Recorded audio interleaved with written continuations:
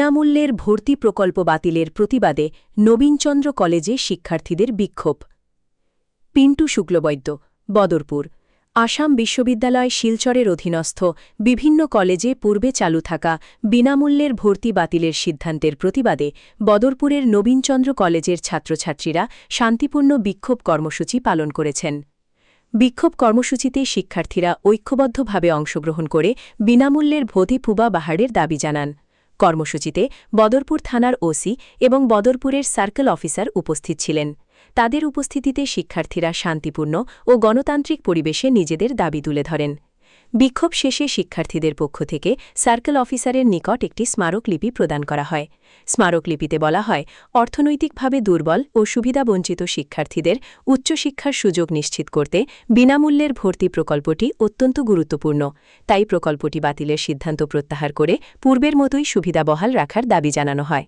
শিক্ষার্থীরা বলেন, বিনামূল্যের ভর্তি চালু থাকলে অসচ্ছল পরিবারের বহু শিক্ষার্থী উচ্চশিক্ষার সুযোগ লাভ করেন। প্রকল্পটি বাতিল হলে অনেক মেধাবী শিক্ষার্থীর পড়াশোনা ব্যাহত হওয়ার আশঙ্কা রয়েছে। তাই বৃহত্তর শিক্ষার্থীদের স্বার্থে সংশ্লিষ্ট কর্তৃপক্ষের কাছে অবলম্বে সিদ্ধান্ত পুনর্বিবেচনা করে বিনামূল্যের ভর্তি প্রকল্প পুনর্বহালের জোর দাবি জানান তারা।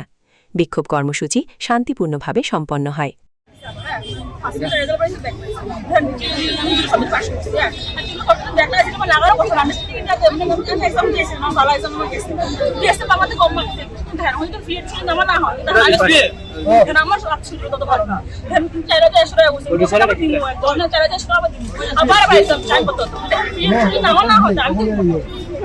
আমি পারতাম তখন তুমি ফ্রি এডমিশন নিতে চাও না সোশ্যাল এডমিশন না না ফ্রি এডমিশন নিতে পারবো যদি এডমিশন নাও যদি এই সিদ্ধান্ত যদি থাকে তাহলে তুমি এডমিশন নিতে পারবে না।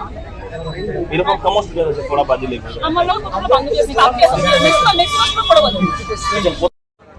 विभिन्न कैटेगरी के जो अन्य स्टूडेंट्स आते हैं उन्हें बैक लगने की वजह से फ्री एडमिशन नहीं मिलता, उन्हें फीस पे करनी पड़ती है, जो फीस बहुत एक बड़ा अमाउंट है। मिडिल क्लास फैमिली से बिलोंग करते हैं वो इसे और मिडिल क्लास लोग ही या फिर जो लोग इस हाई फीस को अफोर्ड नहीं कर पा रहे थे वही इस गवर्नमेंट कॉलेज में एडमिशन लिया था ताकि उसे सरकार से कोई फैसिलिटी मिल सके। आप गवर्नमेंट से क्या मांग रहा है? हम गवर्नमेंट से यही मांग कर रहे हैं कि एजुकेशन सिस्टम को बेटर जाए और हमारे जो स्टूडेंट्स हैं उन्हें विभिन्न कैटेगरी के अंडर आते हैं उन्हें फ्री एडमिशन दिया जाए ताकि वो एजुकेशन सिस्टम की नाकामी की एजुकेशन है या फिर कोई बिजनेस नहीं है, पता नहीं ये लोग अभी एजुकेशन का मजाक बना रखा है।